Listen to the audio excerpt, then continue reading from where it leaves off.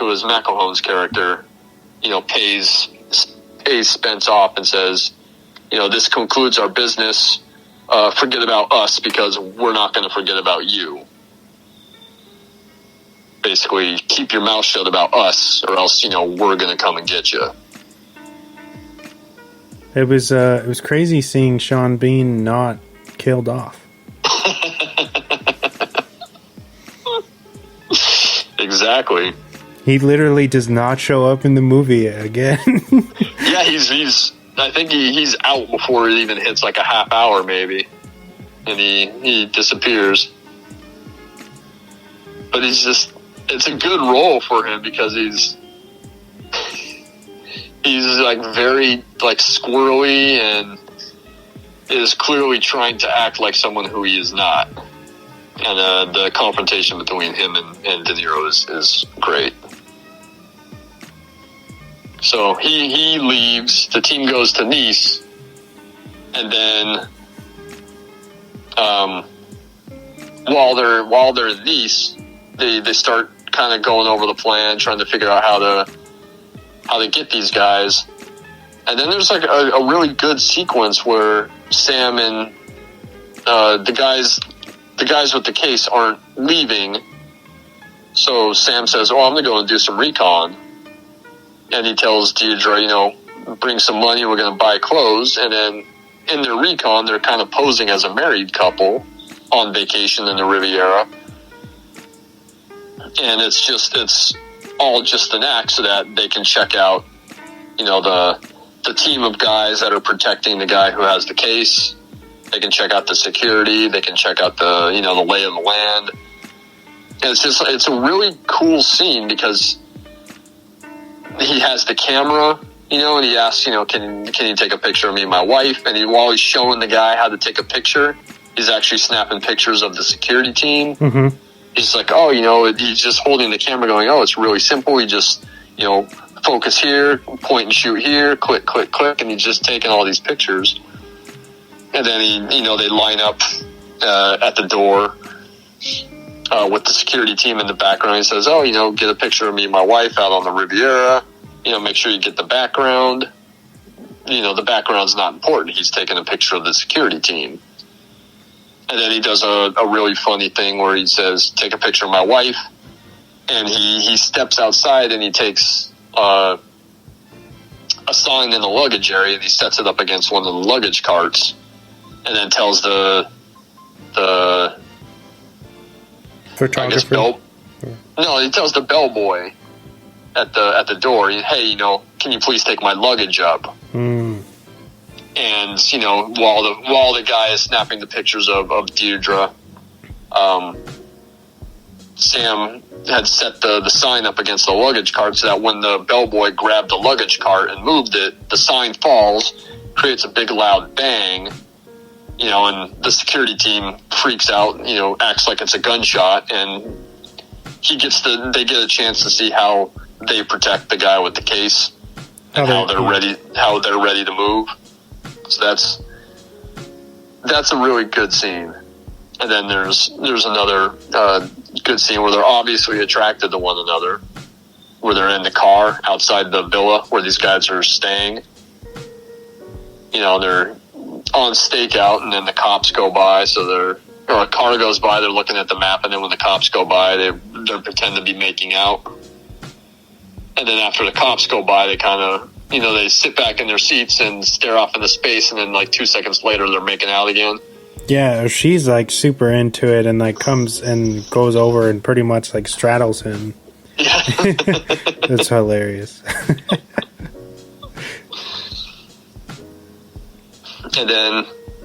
And then it's time to pull off the heist,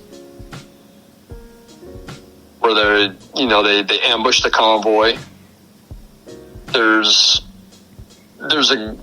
action scene starts out with them kind of disabling like 2 cars right away. Mm-hmm. Sam, shoots the grenade launcher at one of them. Blows that car up, and then it's basically just the car with the principal with the guy with the case, that takes off, and everyone else is in pursuit of this car. And this is where we get into the first car chase in the film, which is fantastic. The way that it's shot, the way it's edited. I believe they mounted the cameras like on the front of the cars, so you can kind of see like the car POV. This is where Frankenheimer, he does not want to use special effects. He does not want to use any green screen. He doesn't want to shoot at a higher frame rate. Or, a lower frame rate, because when you speed it up, it'll go faster. And he shoots it with, like, wide-angle lenses.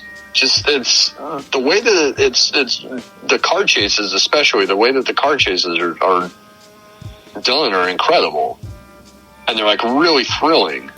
He was big on depth of field, right? Yeah. Yeah. Yeah, you use, the wide-angle lenses, so you have a really wide depth of field. And it's a way of showing, hey, this is really happening. We're not cheating this, with special effects and, going super slow down the road. Vincent and Sam in one car in pursuit. And there's another great action scene where Sam has a rocket launcher and shoots and, blows up a car. And there's a great wide angle shot of that car blowing up and flipping over on the road as they're driving down it. And then there's Larry in another car driving, and it's clear that they're going at like a high speed. Mm-hmm. Just, man, like I compared it earlier to Mad Max. Like, the car chases are fantastic. They had I believe, like dummy steering wheels installed. Yep. For the car, yep. So it would appear like these actors are doing it, but they actually had a stunt driver off screen, obviously doing all the work. But it's insane that these actors were really in the car at these wild speeds, and there's still, I'm sure, an element of danger there, and you can see the fear on their face too. Oh man, in the second one, when a little bit later in the film, when De Niro's behind the wheel, he looks like he's about to shit his pants every time they cut to a close up of him.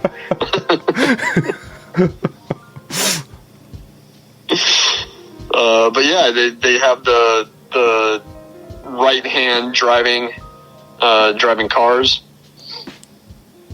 and the passenger side is rigged to show the passenger side is rigged to mirror the real controls of the car.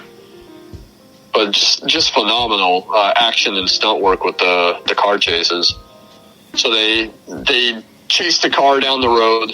They get into like this small little town, and that's where they ambush the Larry is chasing the car, and that's where Larry gets the drop on the car, holding the case, or with the guy that has the case.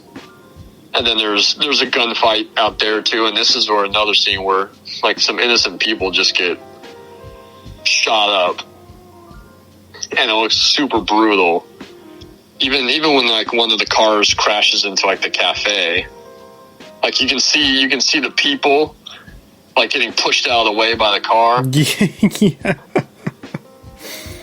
My question is, when they're going down these crazy alleys and these people that look like they're dodging, are they're just like they're just there to do that? Like, are they're really doing that?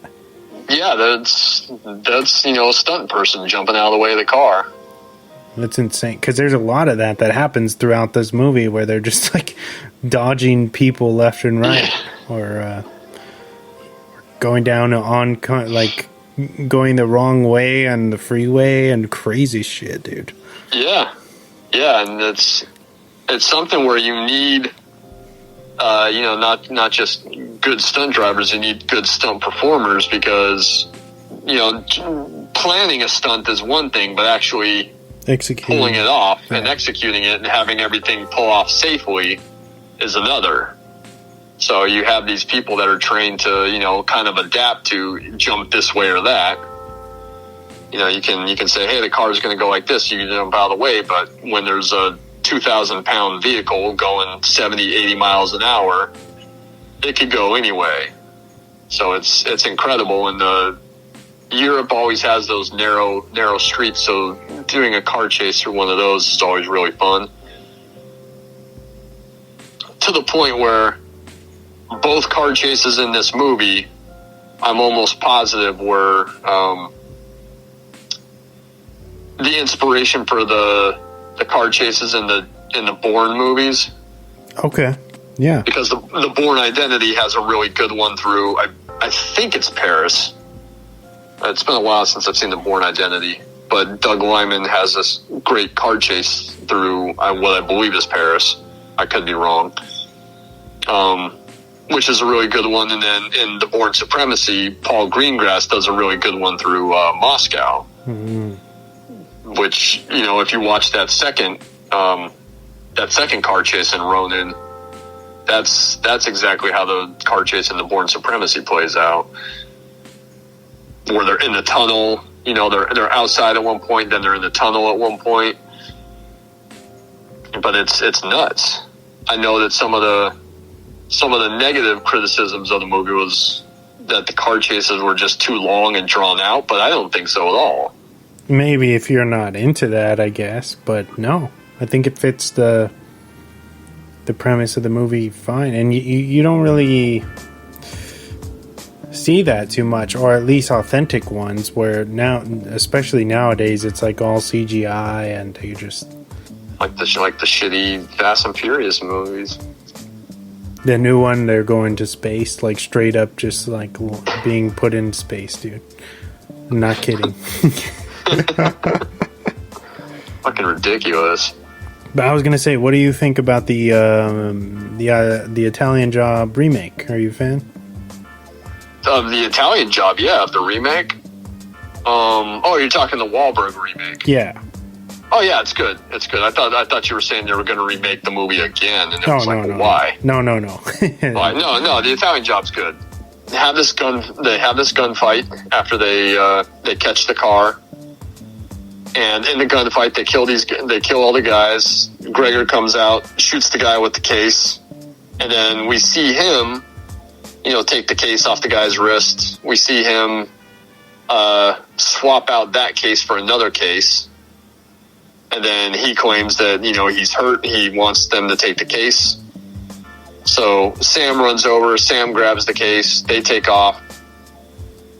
And then he hands it off to Larry. And then as Sam is running behind Larry, he sees that, you know, he's got paint on his hand and there's paint on his jacket. So he immediately knows that something's wrong. So he tells Larry to drop the case. They throw it underneath the car and it explodes. It was a diversion, so that Gregor could get away with the real case. And, you know, the fake case was meant to explode and kill whomever, but, you know, mainly the team was meant to kill them. So Gregor takes off. Sam picks up Larry, and they get into the car with Vincent and Deirdre, and then they take off too. Larry's hurt, so they're you know, kind of holed up in the apartment, and they need to find Gregor, and they need to find the case. And it's, you know, Gregor's going to sell it to the Russians. And, you know, they keep asking, well, how come Deirdre and the Irish didn't buy it? And she says, well, we didn't have the money. That's why we hired you guys to steal it. But she's almost upset that, you know, everything went to shit. The plan went to shit, and Gregor got away with the case. Which I always thought was funny. She was like, you know, these guys, you know, the guy that was supposed to put this team together brought me nothing but a bunch of, she says, fucking lames. And it's like, wait, like, they're all pretty solid dudes. Like, they survived an ambush. That car chase, they're good mercs. The only one that was lame was Spence. Everyone else has performed pretty admirably, if you ask me. But then there's the question